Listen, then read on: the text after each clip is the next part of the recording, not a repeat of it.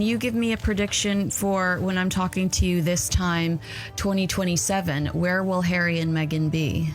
Stripped of their titles. There are growing calls to strip Harry and Meghan of their royal titles. The New York Post is reporting that locals in the UK say enough is enough. Prince Harry is asked his occupation, and his answer is Prince of England? Oh, I had to bring in Sue. He's the credit taker, but founder is going to make a lot of people very angry. I'm sure we'll see a lot of it in the comments. The king should never have entertained any opportunity with, of course, the former royals known as the Duke and Duchess of Sussex, Meghan Markle and Prince Harry. And he actually reaches out and touches him. That's a pretty big deal. He wants to connect so bad. And when you're a guy and you put another guy's hands in your hand, then you don't know that guy very well. In the space of 1 week, Prince Harry may have done more damage to his public image than in the past year combined.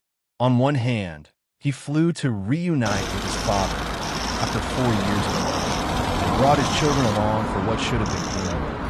On the other hand, days earlier, that same Harry sat on a podcast. I believe that everything they do, there's always an ulterior motive. There's always got to be something in it for them. There's always got to be a means to why they're doing it, which is appalling. You have to be able to trust people and go, oh my God, so you're doing this because... Just don't buy it with them. So much of it is manipulation. So much of it is coercion. Cracking jokes about his toilet habits. 1 week, reconciliation. The next, comedy hour.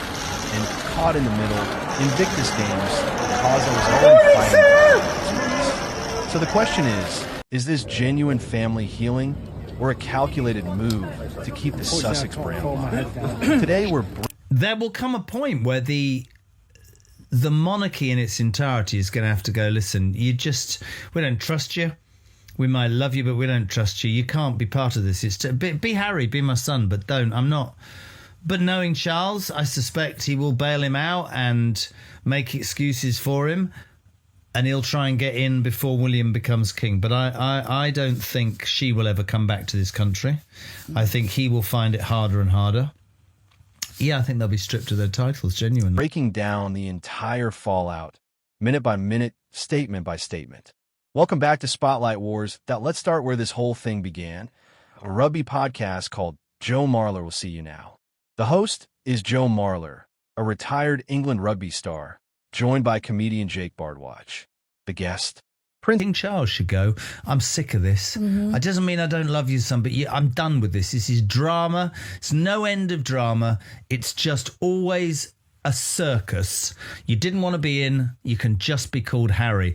And then you'll have like Andrew Mountbatten. Well, I'm still apparently walking around his little house going, I'm a royal, you have to call me sir. Yeah. No, you're best friends with a paedophile, mate. Do you know what I mean? Do me a favour. What's it going to take for King Charles to strip them? I don't know. You read, don't you, that he doesn't like confrontation. You read that he's somebody who likes to sort of placate. It's Harry, Duke of Sussex himself. On the surface, this looks casual.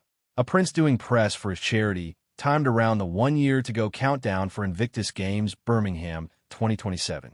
But what actually happened inside that studio landed very differently. Marler asked Harry about his grooming routine. When they said we're out, it's like, yeah, good. Support you. Don't want to be in the goldfish bowl? Go. You did say that. But you can't land in LA. Sign up to anybody who wants to wear your dirty linen. And that dirty linen is the very thing, the royal family, that you purport to hate. So they're racist, they're this, they're that, it's unfair, it's sexist, my children, blah, blah, blah. You launch your brands, every one of which falls. Specifically his auburn hair. Harry casually described his routine as basically shower, shave, done. The conversation then moved to his beard trimming schedule, every 5 or 6 days, just to keep it neat. On its own, that's harmless. Anyone can talk about their grooming routine casually.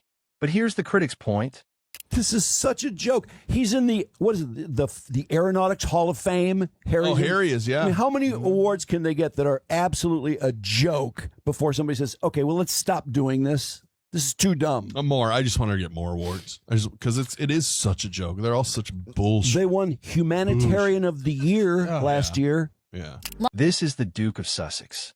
This is the man who presents himself as a serious campaigner, a mental health advocate, a champion for veterans, a critic of the royal institution. And here he is discussing his beard trimming schedule like any casual influencer.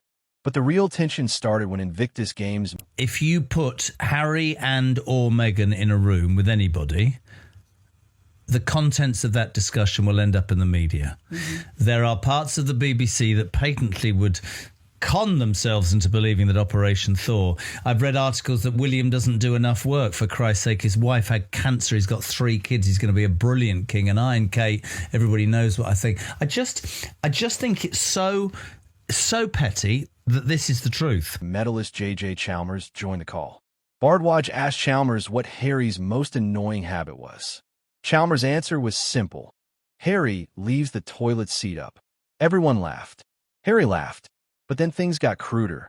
Marler then asked Chalmers, more or less, when Harry last had a bathroom accident. The whole let's get back in with the king thing is based on 2 facts. One, the king is ill. Yes. And they see an opportunity to perhaps manufacture or wheedle their way, that's an English word, back in.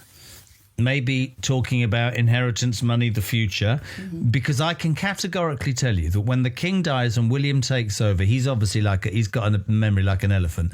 He has never forgotten what Harry did to the royal family. It's all about institution. He used to go every Sunday from Eton. We lived, as you know, in Windsor, to tea or lunch with Granny. And that, to him, the monarchy is massively important. I think his wife has been the greatest asset that the royal family has ever had from outside. Chalmers joked it was probably during his army days. And then Harry himself jumped into the exchange, teasing Marler about a similar incident Marler had once had while driving on the M25 motorway. Harry also joked that once you're past 40, you should never fully trust a fart. We can't reproduce. Harry will be cut off. I would give any money I've got that if he hasn't been stripped along with his wife, he will be when William becomes king. But King Charles should go.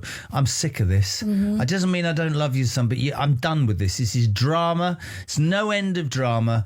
It's just always a circus. Use the exact wording here, but the gist is clear. Bathroom humor, jokes about accidents, fart jokes, all on a podcast that was supposedly there to promote Invictus Games. That here's the real irony.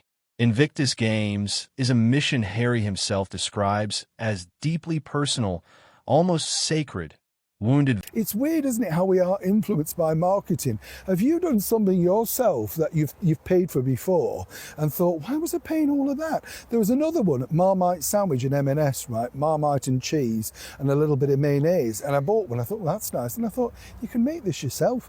I know, wake up, eh? It's a bit like this story. Yes, wake up, Prince Harry, tenuous link chumps, because this now is becoming a bit of a farce already. Veterans, their recovery, their dignity.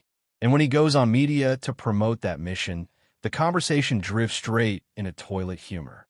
The fan reaction was immediate.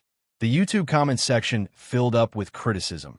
People calling it disgusting, saying Harry should have focused more on Invictus Games instead of... I think he's done a brilliant job for the first 3 years. I think he's probably a very caring, sharing man. I know he still has his critics. I think he's tried to modernise the monarchy. I think he's been dealt a terrible hand, but we've always also been critical, with Andrew, but he in the end was decisive. And I think he needs to be decisive with Harry, because I think Harry probably feels that he can manipulate his dad. Yes. Away from Camilla and away from William. And his dad needs to show him or prove to him that he can't do that. His bathroom habits. Some fans pointed out this is exactly the image critics have warned about for years. That Harry is stuck between his serious identity and his lad culture banter and struggling to keep the two separate. But the moment that went most viral was when Marler asked Harry a simple question. What's your occupation? And is that why it's my understanding that courtiers go out of their way, if they do have a meeting, to ensure that there are subtle witnesses in the room or people on standby. So they know exactly what's been said. Yeah, also, that's the point. It's my understanding that people will stay within arm's reach in case they need to swoop in and claim that his next engagement, there's traffic, it's going to take longer to get there, we got to get you out of the room now. They are going to great lengths to protect this man. That's no relationship with your dad, is it? I mean, you should be... That's a question any podcast host might ask any guest. But in Harry's case, it's loaded, because back in 2020, the Sussexes themselves announced they'd be stepping back as senior working royals. So if he's not a working royal, what exactly is his occupation? Harry gave his answer. And one... I do. They're very undisciplined. I think that they lack, a strong work ethic. I just think that she calls the tunes and he goes, oh, yeah, okay then. Not in that voice, obviously. Ooh, okay, It then. might be. It might be in that voice. You mentioned the Prince and Princess of Wales. Yeah. The idea that Harry needs armed guards that the Princess Royal doesn't have is really appalling to me, that Harry thinks he should have this special level of security. It goes beyond that to me, right? Right. If you're not in it because you don't agree with it, why the hell do you expect the benefits that come with that when you're patently nothing to do? Phrase in it exploded across the internet. He described part of his identity as Prince of England. Here's the problem. That title doesn't technically exist. There's no such official title as Prince of England in the UK system. Harry is a prince. He's the Duke of Sussex, but Prince of England is simply... Give him clickbait or opportunities to score. I think a lot of it, though, clickbait, product, yes, is supreme jealousy about his brother, a desire, this mad belief that he and she can somehow regain the love, adulation. And he can't. It's gone. It's gone. Never to return. Don't care what anybody tells me. Never to return. Not accurate. And critics pounced on it immediately. Think about it. This is the man who told the world he wanted to step away from the royal spotlight, wanted privacy, wanted to build his own identity in California. And 6 years later, he's defining his occupation using a royal title that technically doesn't even exist. They are really, it feels like they're dead in the water. Can you give me a prediction for when I'm talking to you this time, 2027? Where will Harry and Meghan be? Stripped of their titles. They are. You really think in 12 months they could be stripped of their titles? I think the world. Certainly this. I think everybody's had enough, mate. I think it's a drama, and you can't carry on like this forever. Listening to this. That's exactly the contradiction we'll keep circling back to in this video. Harry criticizes his royal identity, yet leans on it whenever it's convenient. One more small moment worth noting. At one point during the episode, a drug-related pun was made, and Harry laughed openly at it on camera. Some clips highlighted this too, because it's Howie doing Deal or No Deal, and Meghan in a boob tube is on box 23 for 3 years. And a boob tube and a bodycon dress. Yeah. And let me tell you, that was or is the future. No, not having it. Sorry. Yeah. I'm not being. A lot of people go, oh, you're really harsh about her. I think she disrespected the Queen. She disrespected almost everything to do with an organisation that I love and that I will always support. And in that way, you get nothing from me. Sorry, done. Because again, the tone doesn't match the serious mental health advocate image the Sussex team has spent years building. Now let's pause here and think about why this matters. This isn't just an awkward podcast moment. It's a brand management problem. Harry and Meghan's entire public identity, Archwell, their Netflix and Spotify. Holding her accountable. I saw Howie a few months ago, and I asked him about it, and one of his producers that has been with him for years, and his producer specifically said we were really taken aback by her complaining, saying that she felt, like she was a bimbo in that position, and he said, you know what? Not one of us remembered who the hell she was. We had to go back. She'd have probably complained she was in box 23 and not box 1. That would sort of summon up Meghan Markle. Deals, their speeches, is built on the idea that they're serious, thoughtful, mission-driven figures who stand for mental health, veterans, and social causes. When that same man sits on a podcast cracking toilet jokes and describes himself with a royal title that doesn't exist, the brand messaging collapses. You can't be as serious. Remember, Harry tried to procure the name Spencer also because he wanted to use that moving forward. This is his father's name, right? Mountbatten Windsor. Dump that and try and use a Spencer name. This boy is terrible, whichever way you look at it. It was not a boy, he's a man. He's a 42-year-old man, right? Now he's decided to reframe himself as Duke, Prince of England. And this is because he wants that title to stick, chums, right? He's a campaigner and a banter bro at the same time, at least not in public perception. And that thread leads us straight into the next segment. Harry's identity crisis isn't limited to this podcast. It's a deeper pattern. This question has circled commentary spaces for years. What does Prince Harry actually do? Legally, he's still... Prince Harry just showed up on a podcast. I wonder where he got that idea. Huh. It was very weird how... Prince William showed up on the New Heights podcast with the Kelsey brothers. Mm-hmm. And we actually watched this, and I was engrossed, and actually pretty fascinating interview. I actually very much enjoyed it. A hit podcast, got a lot of views, did very well. Yes. So, of course, Harry couldn't stop himself, could he, Sue? Had to go show up on a podcast I've never heard of. No offense to this guy, but the Joe Marler Will See You Now podcast. Still the Duke of Sussex, still a prince. That title was never removed. Only his status as a working royal changed. But he doesn't have a clearly defined professional identity the way most public figures or business people do. Sometimes he's a military veteran helping wounded soldiers through Invictus Games. I'll tell you, one of my biggest Prince Harry regrets is the fact that he didn't say yes to hosting Saturday Night Live right when he was releasing Spare. We were robbed. Such a cringy, amazing opportunity. Because Saturday Night Live here in the US, it's now in the UK too, but Saturday Night Live is like a very iconic thing, and they will purposely cast, crazy hosts once in a while just to make it, that iconic. They've had Elon Musk host and Trump and what was his name? Forbes. They've had a bunch of just random people have hosted just so we can get that iconic pop culture moment. And man, I wish the rumor was Harry was very seriously considering it during the release of Spare, but then ultimately pulled out. Genuinely respected cause. Sometimes he's a mental health campaigner, speaking openly about his own trauma. Sometimes he's a memoirist, having written Spare, exposing his family's private history. And sometimes, as we just saw, he's a Lad Culture podcast guest, discussing his beard and bathroom habits. Critics argue... But this Emmy is a little bit overwhelmed by Harry's podcast appearance on the Joe Marler show. He's an English rugby player, very popular, I guess. And honestly, I thought he's a good guy. I was going to say, he came across fairly likable. Very likable. And his co-host. Jake, absolutely. Yeah. Jake was very likable, very funny. And so some very simple questions. It's just to have a little fun at the beginning. Like the first question is about his name. That when one person plays all these roles simultaneously, with no clear boundaries, audiences get confused about what he actually represents.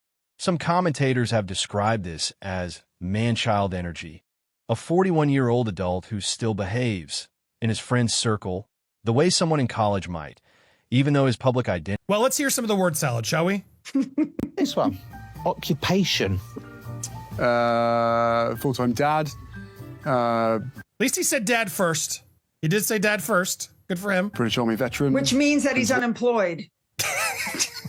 Ouch. That's all you stay-at-home dads out there. It's true. Does that mean a stay-at-home mom is unemployed, Sue?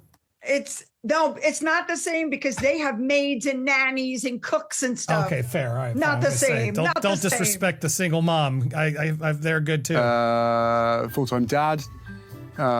British Army veteran. British Army veteran. England. Duke.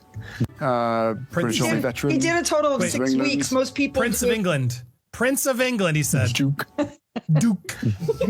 Almost making fun of it himself. But for today, Duke. I don't know. What do you want, Duke? Is supposed to be that of a serious statesman in exile. On the other side, supporters say this criticism is unfair. Harry is a human being, and staying in serious campaigner mode constantly isn't realistic. Every celebrity shows a casual, funny side sometimes. His comedic tattoo video... Why is he Duke? Why is he not Windsor anymore? Is that a thing when you become a Duke? You drop... I mean, I thought the royal family's last name was Windsor. He and Meghan ended up with Duke and Duchess of Sussex. I don't... That was, so what happened? Windsor's gone? I guess so, yeah. But notice how he busts balls. He says, Jake. He's only got one name or two names, whatever. And it's interesting. He does bust balls, but of course he knows that no one can really bust balls back. Oh, because he's a prince. Because he's Prince Harry. He's not.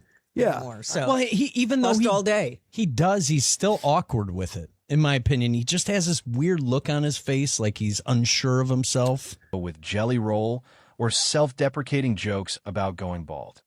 These have happened before without this level of backlash. So what's different this time? Two things. Timing. This podcast happened in the context of promoting Invictus Games, when a more serious tone was expected. And scale, a self-deprecating... That's not an occupation. No. Is being a veteran an No. occupation? No, that's not an occupation either. None of those are It's really- fucking occupations. He's unemployed. And how is it being a duke? I mean, that's just an inherited title. Yeah, By the way, it's a title. Jim, that's a good point. He should have just said, "I'm unemployed." Yeah, that would make him more likable. That'd be Yes. way I'm more between endearing. gigs. Or just Invictus game mascot. Consult. Yeah, that would have been a great answer if he said unemployed and laughed. They would have loved. They would have, would have gone over well. Joke about balding and a graphic conversation about bathroom accidents aren't in the same category. One is harmless self-awareness. The other feels crude and unnecessary, especially when the stated purpose was promoting a charity, and this identity confusion isn't just a tone problem. It's structural too. Harry doesn't have a... Anytime I even suggest or anyone suggests that Harry is the founder or created the Invictus Games, people lose it. Yep. Because the royal family started the Invictus Games and they handed it off to Harry to give him something to do. Yeah, he's the usurper of the Invictus Games. He's the credit taker, Yeah. but founder is going to make a lot of people very angry. I'm sure we'll see a lot of it in the comments. And by the way, Meghan's a founder too. They both have the same job. She's a female founder. That's Yeah. more important. Good point. Single, clearly definable job title. He's neither fully a working royal nor fully a private citizen. He's stuck somewhere in between, a hybrid identity that satisfies neither the palace, nor his critics, nor perhaps even Harry himself. That vagueness surfaces every time he tries to describe... Oh, she loves calling herself a founder. So he actually corrected him and said founder. He said inventor. He could have said creator, but he said founder. And he seemed so happy with that. Which is the whole reason he's on the show, right? Is to talk about the Invictus Games. That's what this And he trip forgot is to about. mention that. He brings out a guy that he's founded it with. Yeah. Or they talked about. And he forgot to mention that. What a fucking idiot. An asshole. himself, whether it's an awkward phrase like Prince of England or some other imprecise description. Until that identity is clearly defined, every public appearance risks becoming a fresh controversy. And this identity confusion isn't limited to public perception. This same week showed just how deep the tensions run. An aggressive start from you, Duke. So, well, it's not an aggressive start. God, your hands are huge. Now your tune's changed, hasn't it? Look at those. This is really interesting because it shows us how Harry acts when there's guy stuff going on where you're making fun of each other and starting stuff with each other. Individual, like Cumberland sausages. Okay, let's go. Let's get into it. Okay. Intake questionnaire. Dr. Joe Marler. Well, you just said get into it, and then you interrupt the doctor. Okay, sorry. Within the family itself. Let's head to Highgrove. So what should we actually be watching for in the coming weeks? A few things. One, whether the palace issues any kind of statement, even an indirect one, acknowledging the visit happened. Historically, official silence tends to continue unless press pressure becomes too... I got bullied a lot at school. It's called Carrot Top, didn't I?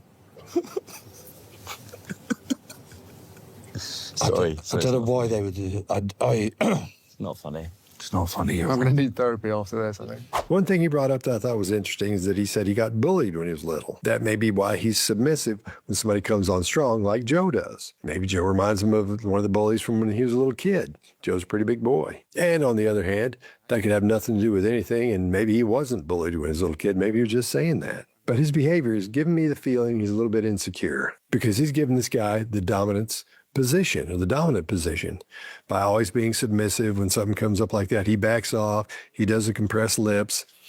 It just seems like maybe he did have a problem as a kid. Large to it. Two, whether Prince William or the Kensington Palace makes any public comment, about the reported blinds. So far, there's been no official reaction. Royal Watcher suggests that silence itself. Three, any further developments in this... As he said, I mean, he was kind of serious about that, wasn't he? He didn't I got laugh. bullied at school. He did, yeah, called Carrot Top. Is that bullying? I mean, isn't that kind of common that kids know? Yeah, kids are assholes. Get Yeah, a nickname. totally. Yeah, Whatever. toughen up.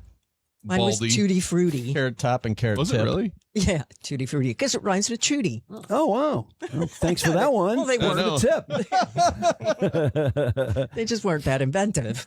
Harry's sense of humor, though, is basically taking cheap shots at Joe and Jake. Yep. I mean, it's not a big deal, but it's just interesting. I think it says something about him, especially because he knows they can't really hit back that hard. Associated Newspapers case. Since Harry's legal costs and next steps, there could shape how this whole story is remembered. Some legal commentators have suggested further proceedings or appeals are possible, though nothing has reportedly been confirmed. And 4, whether Meghan and Harry's team puts out any content, interviews. Oh, I mean, I'm sure anybody would take them. Like somebody at that level, of course, they're going to have a Harry interview because it's just people are going to hate watch. Let me tell you one more thing that's very interesting. I've been watching the comments in the comment section. They've been removing negative comments. So you'll see that there's like 4,000 or 5,000 comments and they're all positive. And I put a comment on there and said, dude, we see you. We see you removing the comments. Like we're screenshotting these comments and then they disappear. So the people running the podcast are actually removing the negative comments about Harry. Or statements in the coming months that seem to reference or build on this visit. Given their history, a lot of commentators expect this story isn't over. It may just be the opening chapter.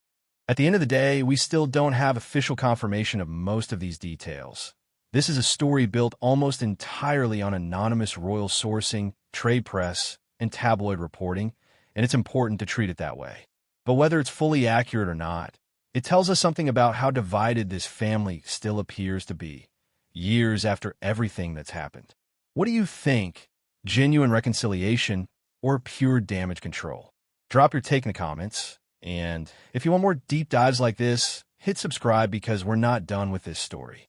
See you in the next one.